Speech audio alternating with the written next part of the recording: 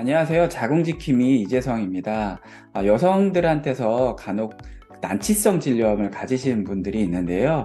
이 난치성 질염을 치료할 때 반드시 고려해야 할 생활 습관이 있습니다. 오늘은 이것에 대해서 한번 알아보고자 합니다. 안녕하세요. 저는 내과 전문의 홍기현이고요. 오늘은 저도 이제 의사긴 하지만 사실 잘 모르는 그런 산부인과 질환에 대해서 저도 좀 궁금한 게 있어가지고 같이 한번 좀 물어보려고 나왔습니다. 네, 사실 이제 진료를 보다 보면 아니면 또 주변에 아는 사람한테 얘기를 듣다 보면요. 질염하고 냉하고 차이도 사실은 잘 모르시는 분들이 좀 많아요. 그래서 몰라 저는 사실 좀 궁금해서 그거는 어떻게 좀 설명을 해줄 수 있으실까요? 보통은 분비물하고 냉하고 차이가 있는데 분비물은 호르몬에 반응을 해서 나오는 정상적인 점액성 분비물, 그리고 배란 이후의 분비물은 정상인데요.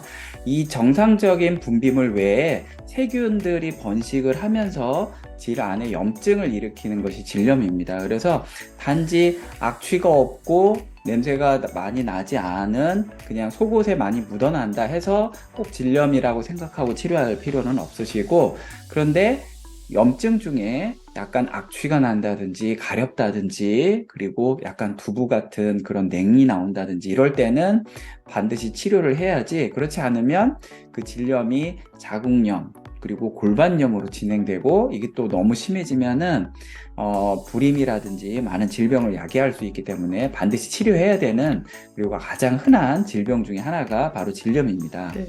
사실은 이제 어떻게 보면 흔하다고도 할 수 있고 또 놓치기도 쉬운 질환이라서 산부인과 가기 전에 뭐 일반 내과 와서도 많이 물어보시는 것 같아요. 근데 그럴 때 이제 사실은 이제 저는 산부인과 진료를 하지는 않기 때문에 뭐 이제 관리 같은 거 하시라고만 말씀을 드리거나 병원 가보시라고 하는데 사실 저한테도 저희 지인들한테도 많이 얘기해 주시잖아. 이렇게 관리하라고. 그래서 그 관리법에 대해서 조금 음. 설명을 해주시면 좋을 것 같아요.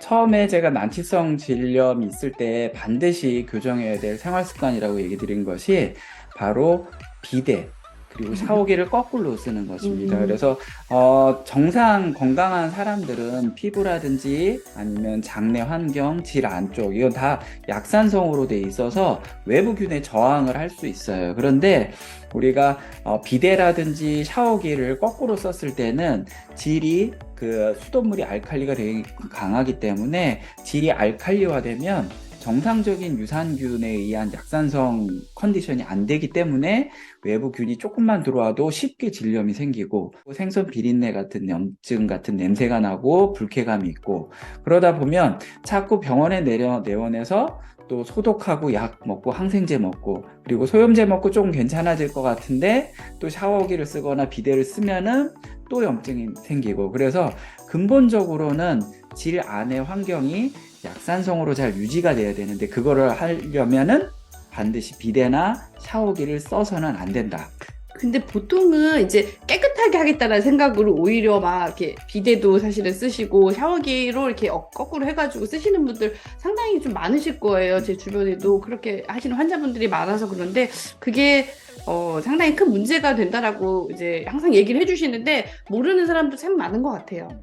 어떻게 보면 산부인과의 가장 흔한 질병이기 때문에 제일 중요한 거는 내가 염증이 잘 생기지 않을 수 있는 질 환경, 컨디션을 만드는 게 중요하기 때문에 비데나 샤워기를 쓰면 외음부 소염증이 더 심해지고 건조해지면서 가려움증 얘기하시는 긁게 거죠? 되면은 피부가 굉장히 두꺼워질 정도로 심해집니다. 이럴 경우는 정말 낫는 기간까지 굉장히 오래 걸리기 때문에 난치성 질병으로, 난치성 질염으로 진행하기 전에 반드시 첫 번째 해야 될 것은 비데나 샤워기를 쓰지 마시고, 또 염증이 좀 있고 조금 안 좋다라고 하면 물에다 식초 대여섯 방울 해서 그냥 가볍게 세정을 하거나, 세정제를 쓰신다 하더라도 약산성 세정제로 일주일에 한 번에서 많으면 두 번 이내로 사용을 하시는 게 좋습니다.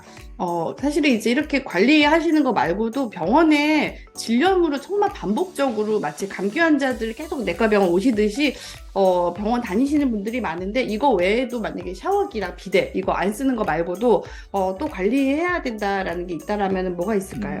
아까 제가 약산성을 유지해 주기 위해서 비데나 샤워기를 쓰지 말라고 얘기 드렸는데, 두 번째로는 우리가 약산성을 유지해 주는 것은 바로 질 안에 그 마이크로바이옴이라고 하죠. 유산균.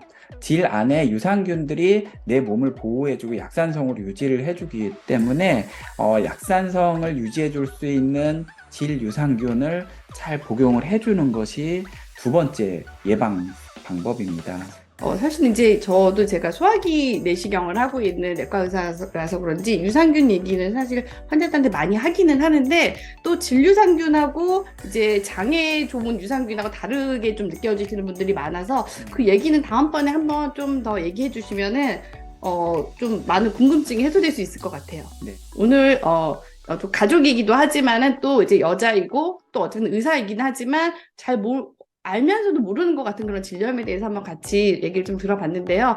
저한테는 좋은 시간이 됐던 것 같고요. 질 유산균에 대한 얘기는 다음 시간에 한번 조금 더 자세하게 다뤄보도록 하겠습니다.